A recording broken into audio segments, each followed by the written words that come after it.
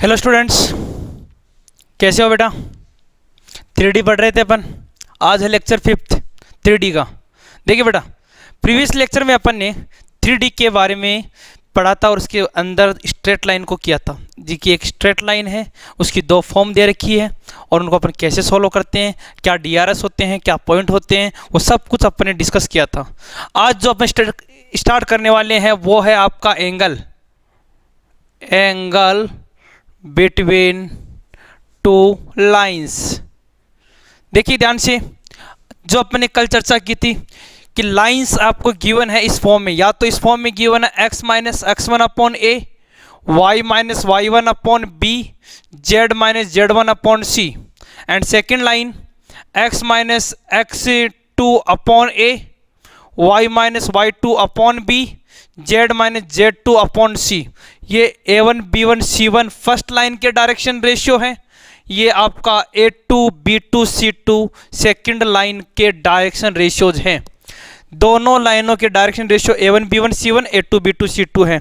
मैं एक काम की बात बता दूं बेटा कि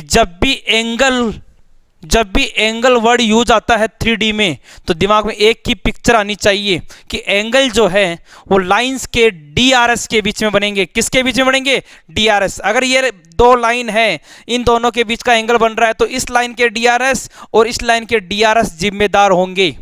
2D में क्या करते थे, अगर दो लाइनों के बीच में आपको एंगल निकालना है तो इस लाइन का स्लोप निकालिए m1, इसका स्लोप निकालो m2, तो tan theta equal to m1 minus m2 upon 1 plus m1 m2 formula क्या था, same as it is 3D के अंदर। अगर आपको दोनों लाइंस के बीच का एंगल निकालना है तो क्या यूज आएगा, DRS ऑफ लाइंस यूज लेंगे। लाइन कहां से पास हो रही है उससे मुझे कोई मतलब नहीं है, सिर्फ किससे मतलब है, डायरेक्शन रेशियो दे। ओके, अगर मान लीजिए वेक्टर फॉर्म गिवन है R equal to A1 plus lambda B1, R vector equal to A2 plus lambda B2, तो बेटा एंगल किसके बीच में बनेगा, डायरेक्शन रेशियोज के बीच में। पॉइंट क्या है, इससे मुझे कोई फर्क नहीं पड़ता। किससे फर्क पड़ता है, डायरेक्शन रेशियो से। इन दोनों से एंगल बनाना है। क्लियर है एकदम से। तो एंगल का फॉर्मूला क्या होगा, वही जो अपन ने पहले किया था कि A1 A2 B1 B2 C1 C2, इनको अपन मल्टीप्लाई करेंगे C1 C2 upon first line के DRS का square A1 square B1 square C1 square A2 square B2 square C2 square. ये फर्स्ट लाइन के DRS और सेकंड लाइन के DRS के बीच में एंगल हो गया। ओके, अगर यहाँ से अपन बात करें तो यहाँ भी वही फॉर्मूला लगेगा, same as it is cos theta equal to इन दोनों वेक्टर का dot B1 dot B2 upon magnitude of B1 और मैग्नीट्यूड ऑफ B2। ये वेक्टर है तो यहाँ पे वेक्टर लगा देते हैं। ओके बेटा, तो ये हो गया आपका एंगल।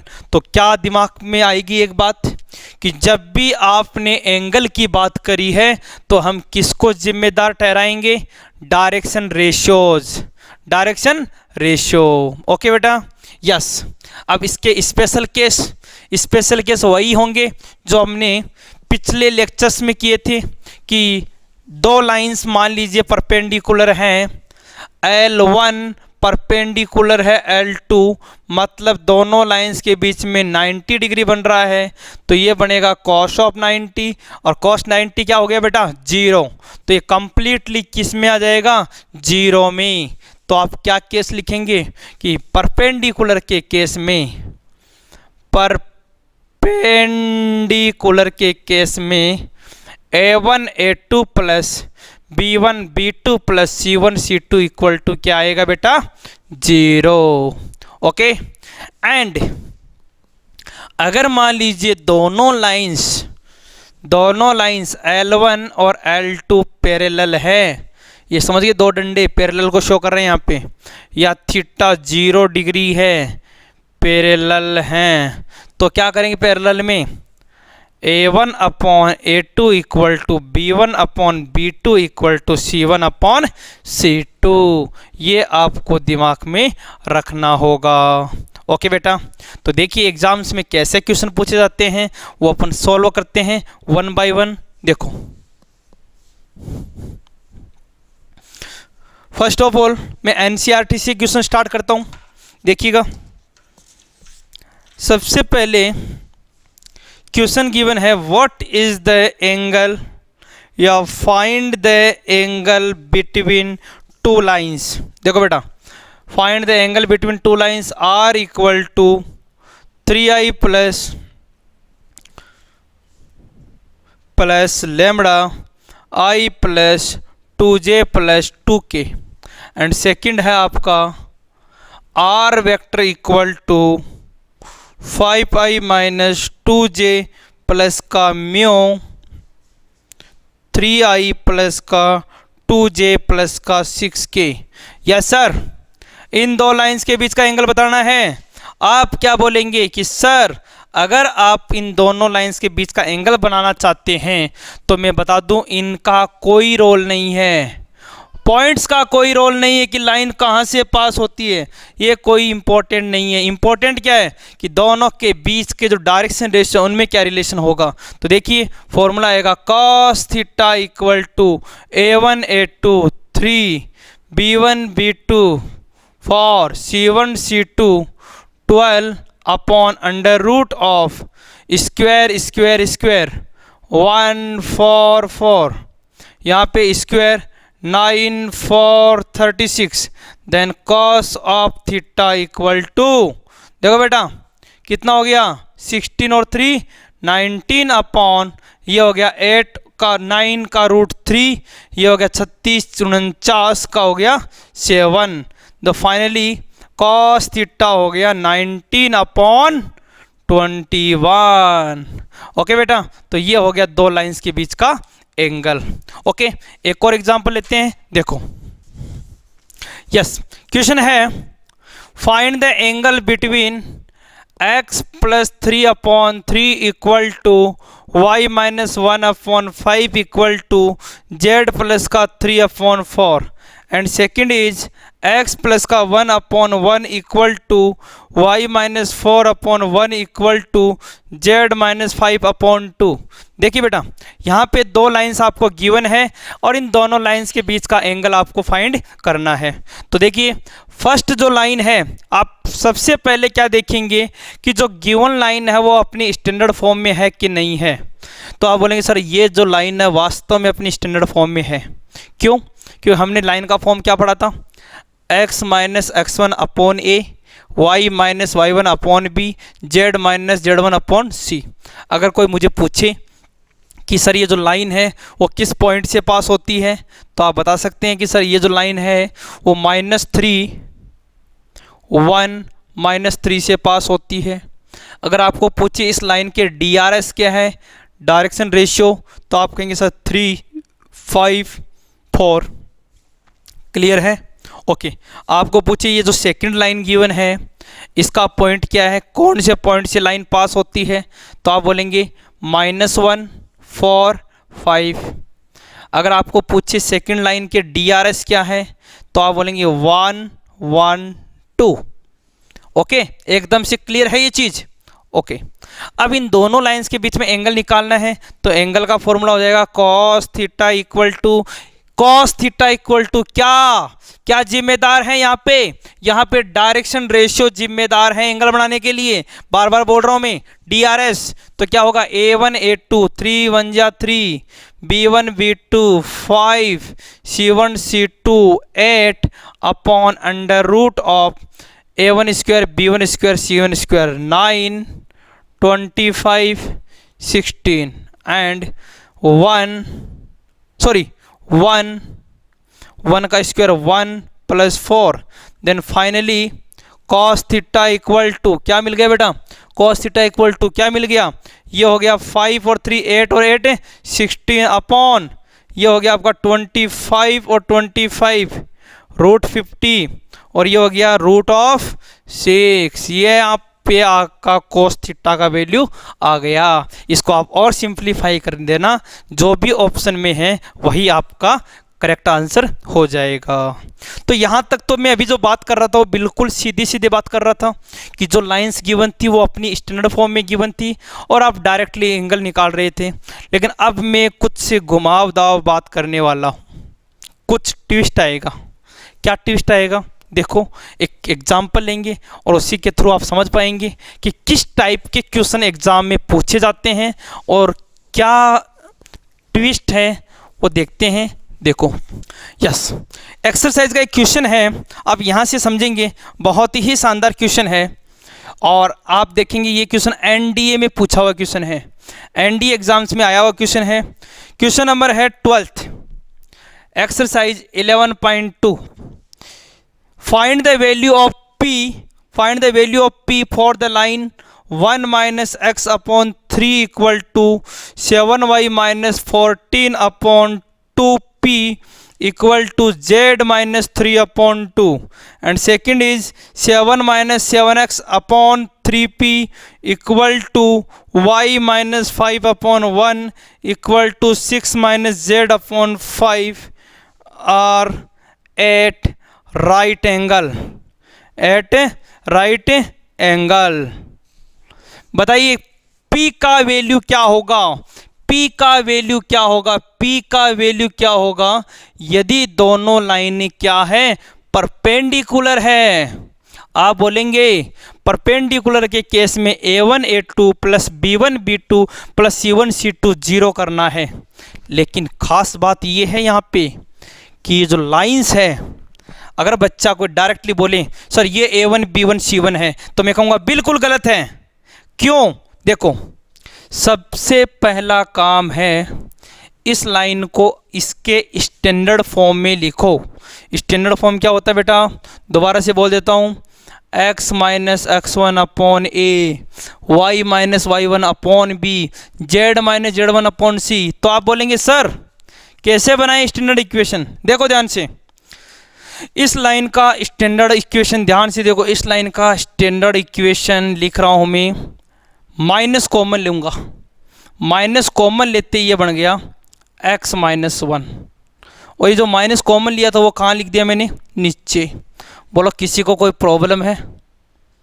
माइनस कॉमन लिखा, x minus 1 upon minus 3 equal to, यहाँ पे मैं 7 कॉमन लेना चाहता हूँ तो 7 कॉमन लूँगा, 7 कॉमन लिया तो ये बन गया 7 कॉमन लेते y माइनस 2 और ये जो 7 कॉमन लिया वो कहाँ लिखा मैंने? वो नीचे लिख दिया 2p अपॉन 7। बोलो कोई प्रॉब्लम है बेटा? ऐसा क्यों कर रहा हूँ मैं? ऐसा फॉर्म बनाने के लिए। क्यों? स्टैंडर्ड इक्वेशन तो यही होता है ना, x minus x1 upon A, y minus y1 upon B, z minus z1 upon C. Okay, ये क्या हो गया? z माइनस 3 अपॉन 2, क्योंकि ये तो ऑलरेडी अपनी ओरिजिनल फॉर्म में है।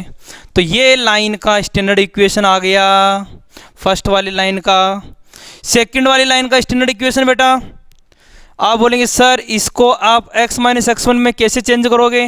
देखो, इसको मैं 1 नंबर दे रहा हूँ और इसका कन्वर्जन, सबसे पहले माइनस 7 कॉमन लेंगे, माइनस 7 कॉमन लेते x हो गया और माइनस 7 कॉमन लेते यहाँ माइनस का 1 हो गया अपॉन 3p अपॉन माइनस 7। कहीं प्रॉब्लम आ रही है बेटा? कॉमन ले रहा हूँ, जनरल सी बात है। माइनस का 7 कॉमन लिया तो ये x बच गया और यहाँ पे माइनस 1 हो गया और 3p, और जो कॉमन लिया वो मैंने नीचे लिख दिया। अरे भाई यहाँ पे ऐसे ही तो करोगे ना, ऐसे ही तो करोगे ना। तो ये जो माइनस 7 है तो माइनस 7 यहाँ से उठा के यहाँ डाल दो, कहाँ तकलीफ़ है? ओके, ये तो बेचारा अपनी ओरिजिनल फॉर्म में है, नो प्रॉब्लम। और यहाँ से माइनस कॉमन लेंगे तो z minus 6 upon minus 5। Yes sir, अब दोनों के दोनों अपनी ओरिजिनल फॉर्म में आ गए, दोनों के दोनों ओरिजिनल फॉर्म जो होती है उसमें आ गए स्टैंडर्ड फॉर्म में। अब राइट एंगल के लिए कॉन्सेप्ट अपन जानते हैं कि सर फर्स्ट जो लाइन है इसके DRS हो गए -3 2p अपॉन 7 2। सेकेंड लाइन के DRS क्या हो गए? 3p upon -7 1 -5। राइट एंगल के लिए कॉन्सेप्ट होता है A1 A2 plus B1 B2 plus C1 C2 equal to 0। तो देखिए बेटा A1 A2 तो -3 से मल्टीप्लाई करो तो कितना हो गया 9p/7। सही बोल रहे हैं, माइनस से माइनस कट गया और इसको इससे मल्टीप्लाई करेंगे तो 2p/7, इसको इससे मल्टीप्लाई करेंगे माइनस का 10 इक्वल टू 0। एलसीएम आ गया 7 तो 9p प्लस का 2p माइनस 70 इक्वल टू 0। 9 और 2 11p इक्वल टू 70। p का वैल्यू 70/11, 70/11। तो मेरा जो बताने का तरीका था, जो मेरा एम था बताने का, वो क्या था कि अगर आपको ऐसे क्वेश्चन आए एग्जाम में तो फर्स्ट ऑफ ऑल दिमाग में एक ही बात क्लियर होनी चाहिए कि क्या ये जो फॉर्म है वो x minus x1/a, y minus y1/b और z माइनस z1/c का है या नहीं है। अगर है तो ठीक है, डायरेक्टली यूज लेंगे ABC, और नहीं है तो फर्स्ट ऑफ ऑल आप इसको कन्वर्ट करेंगे। ओके बेटा, तो आई थिंक आप लोगों की चीज़ एकदम से क्लियर हो गई होगी कि कैसे अपन दो लाइनों के बीच के एंगल्स की बात करते हैं। ओके, लास्ट एंड फाइनल एक और क्या क्वेश्चन बन सकता है वो भी मैं डिस्कस कर लेता हूँ। देखिए यस, कई बार ऐसे आ जाता है कि साहब एक आ गया x माइनस का 2/3 इक्वल टू y प्लस का 1/4 इक्वल टू z माइनस का 1/6 इक्वल टू लेमड़ा। और सेकंड लाइन हो गया आपका r vector equal to 2i plus का 4j प्लस का 6k प्लस लेमड़ा माइनस का 4i माइनस का 3j प्लस का 0k। कि सर इन दोनों लाइंस, इस लाइन L1 और इस लाइन L2 के बीच में कितना एंगल बनेगा? तो आप बोलेंगे सर फॉर्मूला हम जानते हैं, cos थीटा इक्वल टू, देखो ये है कार्टेशियन और ये है वेक्टर, कोई दिक्कत नहीं है। मेरे दिमाग में एक बात एकदम से क्लियर कट है कि एंगल की बात आएगी तो मुझे क्या यूज लेना है, DRS, डायरेक्शन रेशियो। तो फर्स्ट लाइन के DRS कितने हैं, 3 4 6। सेकेंड लाइन के DRS हमेशा ये होते हैं, ये तो पॉइंट होता है ये DRS। तो इसके DRS कितने हैं, -4 -3 0। तो cos थीटा का फॉर्मूला क्या होता है, A1 A2 -12 B1 B2 -12 C1 C2 0 upon, चलो इसको मैं प्लस कर देता हूँ, तो ये हो गया -12 प्लस का 12 अपॉन √ऑफ 9 16 36 9 16 36 √ऑफ 69 0। Then cos of theta equal to 0, because +2 -2 cut के 0 आ गया। और ये कब होता है, जब थीटा इक्वल टू 90 डिग्री। तो जब भी एग्जाम में एंगल की बात आए तो फर्स्ट ऑफ ऑल एक बात बता दूं आपको, जल्दी करने के लिए क्या करना होता है, सबसे पहले आप परपेंडिकुलर चेक करेंगे। क्यों? क्योंकि मोस्टली क्वेश्चंस का आंसर या तो होता है पैरेलल या होता है परपेंडिकुलर। तो परपेंडिकुलर चेक करने का तरीका बहुत इजी है, डायरेक्टली DRS के बीच में देखेंगे कि A1 A2 B1 B2 C1 C2 0 हो रहा है कि नहीं हो रहा।